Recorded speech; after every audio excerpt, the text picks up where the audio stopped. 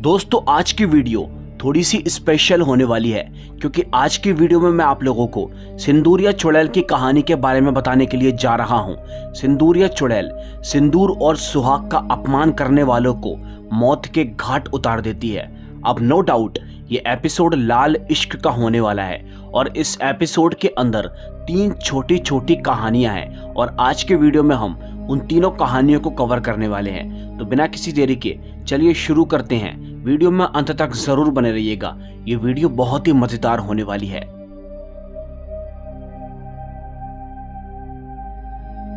पहली कहानी की शुरुआत होती है और हम एक औरत को देखते हैं जो कि मार्केट में खरीदारी करने के लिए आई थी। वो औरत चूड़ी लेने के लिए चूड़ी की दुकान पर जाती है और वो चूड़ी लेने के बाद उस दुकान वाले से सिंदूर भी मांगती है और दोस्तों तभी वो दुकान वाला उसे एक जादुई सिंदूर देता है। जी हाँ, वो दुकान वाला उस सिंदूर को देते हुए बोलता है कि इस सिंदूर को लगाने के बाद तुम्हारी सारी परेशानियां खत्म हो जाएंगी। वो औरत फौरन ही उस सिंदूर को ले लेती है और वो उस सिंदूर को लेकर अपने घर पर भी चली जाती है।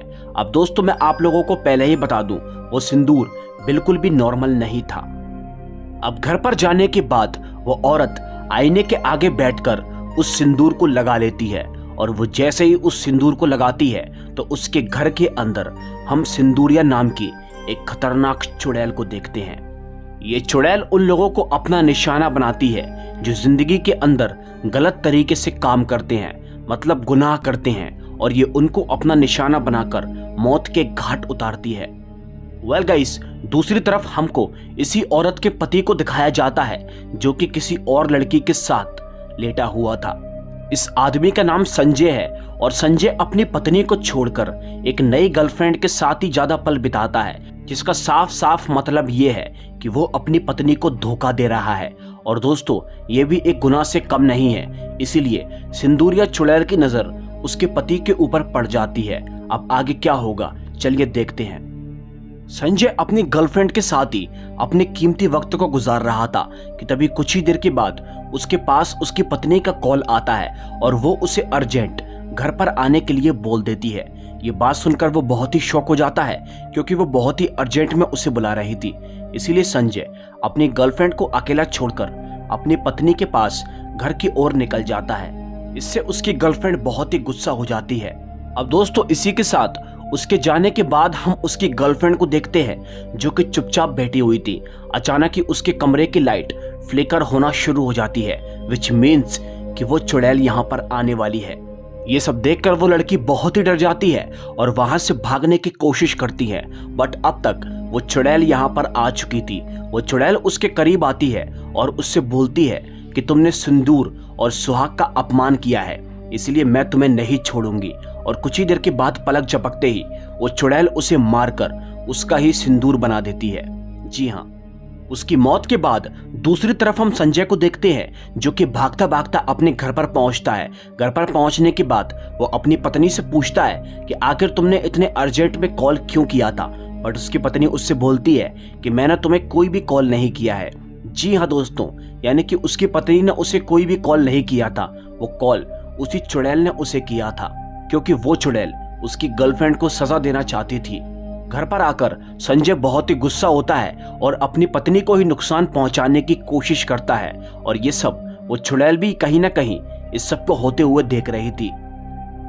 एनीवेज, इसी के साथ रात हो जाती है। रात के वक्त पर संजय और उसकी पत्नी अपने कमरे के अंदर सो रहे थे, लेकिन गई रात को संजय की आंख खुलती है तो वो पाता है कि उसके पास वो चुड़ैल लेटी हुई है। ये देखकर वो बहुत ही डर जाता है और अपने बेड से नीचे उतरता है। वो चुड़ैल उसके पास आती है और बोलती है कि तुमने बहुत बड़ा गुनाह किया है, इसकी सजा तुम्हें जरूर मिलेगी। और तभी दोस्तों पलक झपकते ही हम देखते हैं वो चुड़ैल उसे मारकर उसका भी सिंदूर बना देती है। बस पहली कहानी यहीं पर ही खत्म होती है। पहली कहानी में आपने देखा कि संजय कितना बड़ा गुनाह कर रहा था और उस चुड़ैल ने उसके गुनाह की सजा उसको दी। तो चलिए अब बढ़ते हैं दूसरी कहानी की ओर।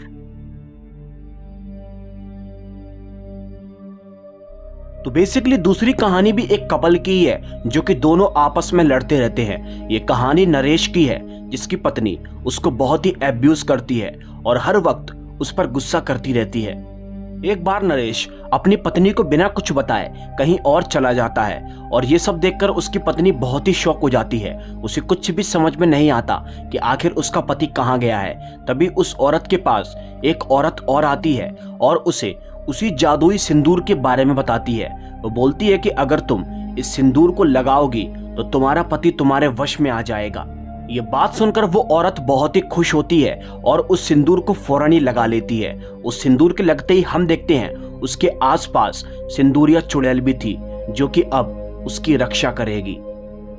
दूसरी तरफ हम उसके पति नरेश को देखते हैं जो कि एक डॉक्टर के पास अपना चेकअप करवाने के लिए पहुंचता है क्योंकि उसका बीपी उसे थोड़ा सा हाई लग रहा था। अब वो डॉक्टर के पास जाता है और उससे बातें करता है क्योंकि ये डॉक्टर एक डॉक्टर के साथ साथ उसकी अच्छी दोस्त भी होती है।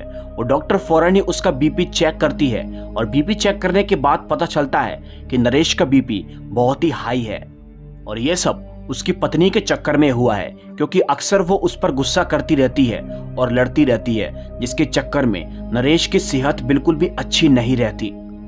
एक बार की बात है, नरेश और उसकी पत्नी में किसी बात के पीछे बहुत तेज लड़ाई हो जाती है और इस लड़ाई के अंदर नरेश अपनी पत्नी को नुकसान पहुंचाकर उसी डॉक्टर के पास आ जाता है।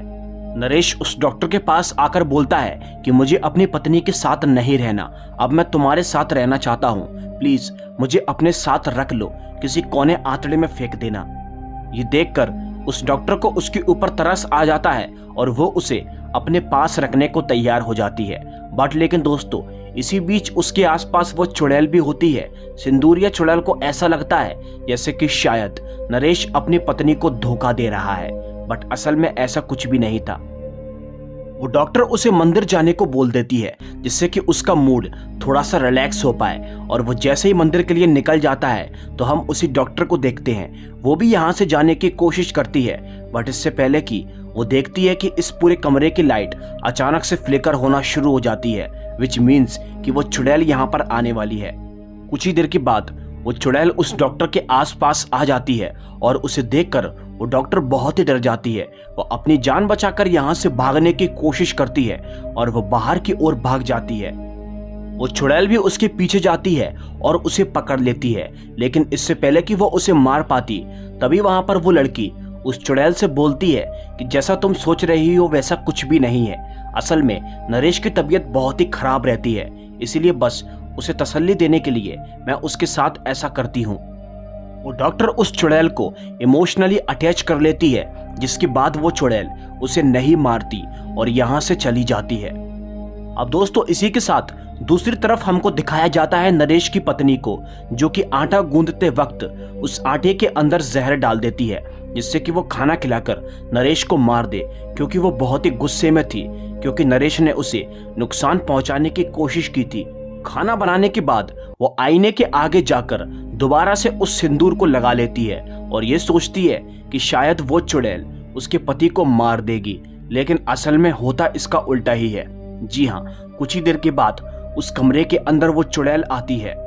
वो चुड़ैल उससे बोलती है कि तूने बहुत बड़ा गुनाह किया है, तूने अपने पति की जिंदगी नरक बनाकर रख दी है, इसीलिए तुझे इसकी किए की सजा जरूर मिलेगी। और तभी दोस्तों, पलक झपकते ही वो चुड़ैल उसे मार देती है और उसका भी सिंदूर बना देती है। उसके मरते ही दूसरी कहानी यहीं पर ही खत्म होती है। दूसरी कहानी के अंदर नरेश की पत्नी ने बहुत बड़ा गुनाह किया था। वो अक्सर उसे एब्यूज करती थी और उसकी जिंदगी को उसने नरक बनाकर रख दिया था, इसीलिए सिंदूरिया चुड़ैल ने उसे नुकसान पहुंचाया। तो चलिए अब बढ़ते हैं तीसरी और आखिरी कहानी की ओर। तीसरी कहानी की शुरुआत होती है और हम एक लड़के को देखते हैं जो कि चाय की टपरी पर बैठकर चाय पी रहा था। अचानक वहां पर कुछ गुंडे आते हैं और उसे किडनैप करके अपने साथ लेकर चले जाते हैं। ये गुंडे उसे एक गांव में लेकर चले जाते हैं और इन गुंडों को किडनैपिंग का हुक्म एक आदमी ने दिया था जो कि इनका लीडर है। वो आदमी इसी गांव का बहुत बड़ा लीडर है और उसने इस लड़के को इसलिए किडनैप करवाया है जिससे कि ये आदमी अपनी बेटी से इसकी शादी करवा दे, यानी कि पकड़वा विवाह। वो आदमी उससे बोलता है कि तुम्हें मेरी बेटी से शादी करना होगी, लेकिन वो लड़का उसकी बात पर एग्री करने को तैयार नहीं होता और जब वो मना करता है तो उसके चेले चपाटे यानी कि वो गुंडे उस लड़के को बहुत ही पीटते हैं। उसकी मारपीट करने के बाद उसे राजी कराया जाता है और उसकी शादी उस लड़की से कराई जाती है, यानी कि उस आदमी की बेटी से। उस रात उस लड़के की शादी जबरदस्ती करवा दी जाती है। फिर तभी दोस्तों गई रात का सीन हमको दिखाया जाता है। गई रात को हम देखते हैं वो दोनों गुंडे जिन्होंने उस लड़के को बड़ी बुरी तरह से मारा था, वो रात के वक्त पर अपने गांव के अंदर टहल रहे थे। जब वो आगे की तरफ बढ़ते जा रहे थे कि तभी अचानक से उनके सामने सिंदूरिया चुड़ैल आ जाती है। वो चुड़ैल उन दोनों गुंडों से बोलती है कि तुमने बहुत बड़ा गुनाह किया है, तुमने उस लड़के को जबरदस्ती पकड़कर उसकी शादी करवाई है, इसके किए की सजा तुम्हें जरूर मिलेगी। और तभी वो चुड़ैल उन दोनों गुंडों को मारकर उनका भी सिंदूर बना देती है। अब इसी के साथ दूसरी तरफ हम अरुण नाम के उसी लड़के को देखते हैं जिसकी शादी जबरदस्ती करवाई गई थी। उसे ना चाहते हुए भी उस आदमी की लड़की के साथ रहना पड़ता है। अब हालांकि वो लड़की बहुत ही अच्छी होती है, वो अपने पिता की तरह बिल्कुल भी नहीं होती और वो उस लड़के का बहुत अच्छे से ख्याल रखती है। अब जैसे ही इनकी शादी को एक हफ्ता बीतता है तो एक हफ्ते के बाद हमको दिखाया जाता है उस लड़की की माँ अरुण को घर जाने के लिए बोल देती है और माफी मांगती है। वो अरुण से बोलती है कि हम सबको माफ कर दो, हमने जबरदस्ती तुम्हारी शादी करवाई है, अब तुम आजाद हो और यहाँ से जा सकते हो। बस उस लड़की की माँ ने इतना कहा ही था कि तभी अचानक से घर के अंदर से वो आदमी बाहर निकल कर आता है, यानी कि लड़की का बाप बाहर निकल कर आता है। वो बहुत ही गुस्सा होता है और वो बोलता है कि आज वो इन दोनों को जान से मारकर खत्म कर देगा। वो घर के अंदर बंदूक लेने के लिए जाता है, लेकिन इससे पहले कि वो बंदूक लेकर घर के बाहर निकल पाता तभी दोस्तों वहां पर वो खतरनाक सी दिखने वाली चुड़ैल आ जाती है और वो चुड़ैल उसे मारकर उसका सिंदूर बना देती है। उस आदमी के मरते ही अरुण पूरी तरह से आजाद था, वो यहाँ से जा सकता था। बट हैरानी की बात तो ये है कि अरुण उस लड़की को छोड़ने के लिए तैयार नहीं था। अब वो फैसला करता है कि अब वो हमेशा के लिए यहीं पर रहेगा, क्योंकि अगर वो इस लड़की को छोड़कर गया तो इसकी जिंदगी बर्बाद हो जाएगी। बस दोस्तों इसी के साथ तीसरी कहानी भी यहीं पर खत्म होती है। इस कहानी के अंदर सबसे बड़ा गुंडा और विलन उस लड़की का बाप था, जिसने गुनाह करके एक लड़के को जबरदस्ती पकड़वाकर उसकी अपनी बेटी से शादी करवाई, जो कि एक बहुत ही बड़ा गुनाह था। बट उसके गुनाह की सजा उस चुड़ैल ने उसको दे दी।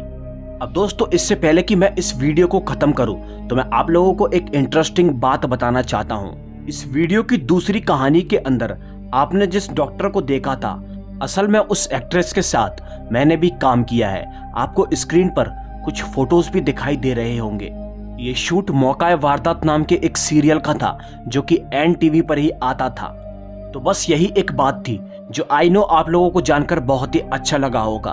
तो वीडियो पसंद आई हो तो लाइक करके चैनल को सब्सक्राइब कर लेना। मैं मिलूंगा आपसे एक और दिल दहला देने वाली कहानी के साथ। तब तक के लिए बाय।